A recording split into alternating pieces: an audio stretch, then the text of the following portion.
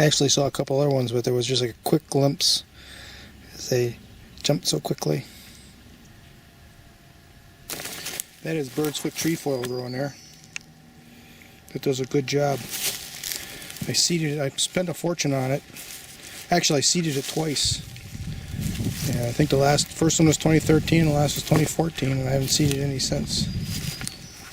The plant itself lives a long time, but it makes a lot of seed. It seeds itself.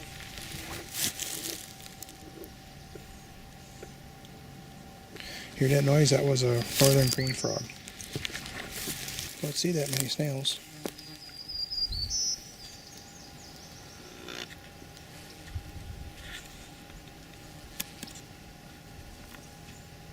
This tree's been chomped on for the last 4 or 5 years, so I finally put a cage over it. I think it's a crabapple. There's an aronia coming up all by itself here with no protection.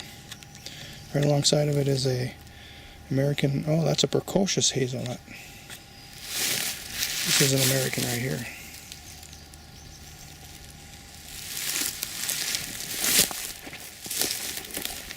I had elderberries in here too, but I don't see any of them. Having a hard time establishing elderberries up here. This is precocious hazelnut here too. It's living pretty good. There's another one right here. Get 3 of them here. Another supple, it's alive. This one's dead, but the one that's in the tube is alive. Oh, it even had a catkin. Look at that. Oops. Inside that rail fencing, those are American hazelnuts in there, along with a couple of Swiss stone pines. The deer have been chomping on that since 2013. So last year I finally built that fence around them. That's the bear-proof apiary, but I don't have any bees. Maybe the second year in a row I don't have bees. Unless something comes up cheap. I think they're too expensive right now.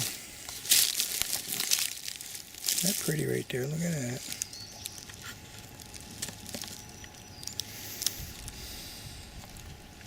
That little pond is mostly in the shade, but we got 4 or 5 hours of sunlight. Later morning, right now it's 12:30. And it stays a little cooler. Oh, there's a lot of tadpoles in here too. That algae must be great food for them. See what we have here.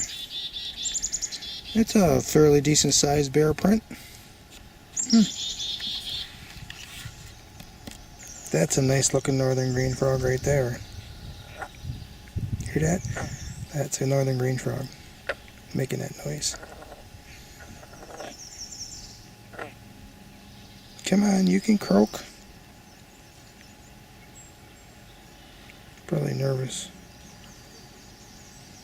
There's a scared over there in the corner. There's another one over here. This is an area that I fenced off and filled with compost. You got stinging nettles that they come up on their own. I didn't plant those. So let it happen. Drew some artichokes here on the backside. We'll see if they come up. Ooh, there's frogs that are mating right there. Oh, those are toads. Oh, that's cool.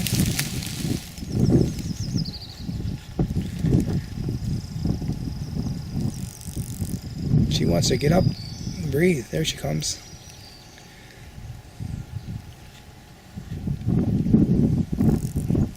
Toads that are breeding right there. Cool. There's 2 toads there. You can see 2 eyes. Or they're bumps. I'm looking at them from behind. Wow. Must have been fighting over her. A couple years ago I saw like 1 million little bitty toads all over the place. Maybe this is going to be another year for toads. It's a very rare toad. I don't think that's it. Got a snail here.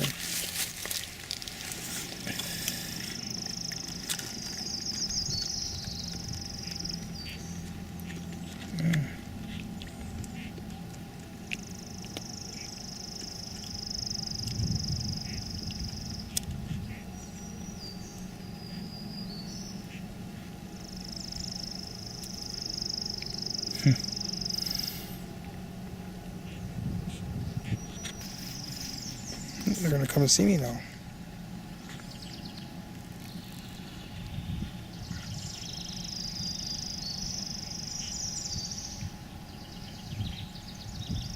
When I was a kid, somebody told me if you touch a toad, you're going to get warts.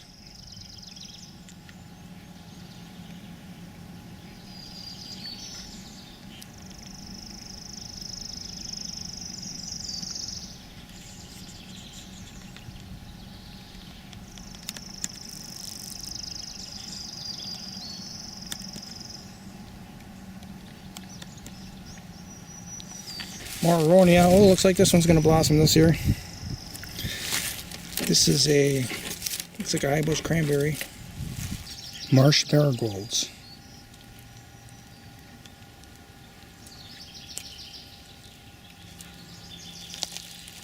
I think that right there is a beaked hazelnut that has germinated.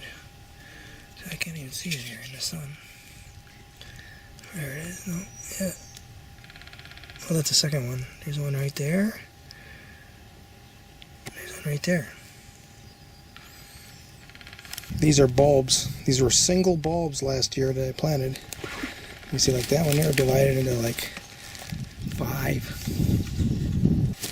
So I planted garlic in here, and it wasn't coming up. I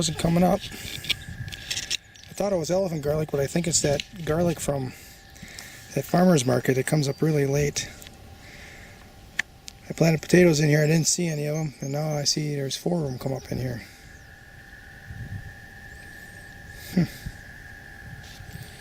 I have those rhubarbs there on the sun side to shade the bed in the heat of the day.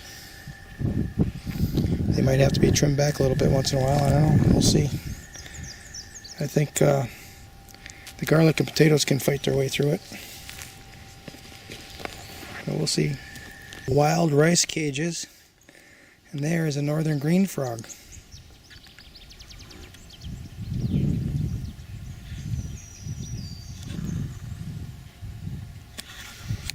My deer feeder's on the ground.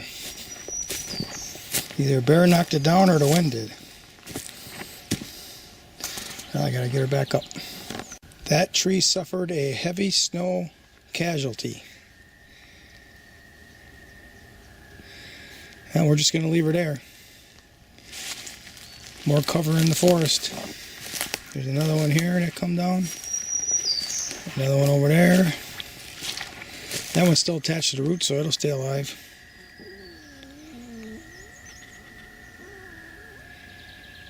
It's like another one over there. That dark spot, that's a tree that fell over. That's the root system. Lots of cover now. Well, I don't know if these are edible. They look like they're fuzzy. Over there.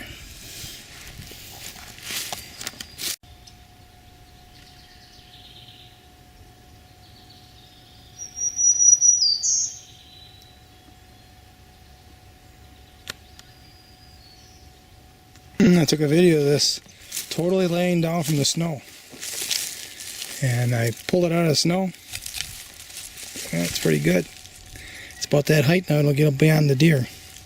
All those little curly branches down there, it indicates the deer has been browsing on this for years and years. That tree might be 20 years old. Now it's finally grown just about out of reach of the deer. This is a pollard that I cut maybe 4 or 5 years ago. And then last winter, so a season ago, I hinge cut the pollard. This is a popple. And the hinge cuts, even though they're laying so far down, they're growing. at that. And then it's came out with some brand new branches coming out of the top of that thing. That is pretty cool right there. There are a whole bunch of tadpoles in this little shallow trench. They're in here feeding.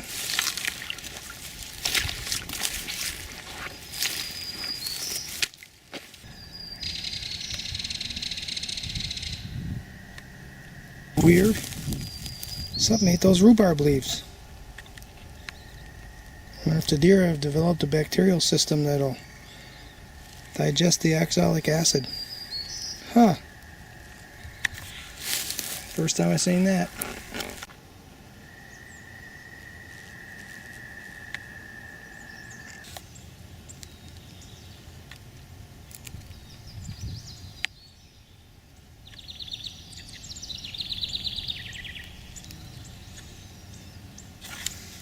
I think that's a tiger beetle.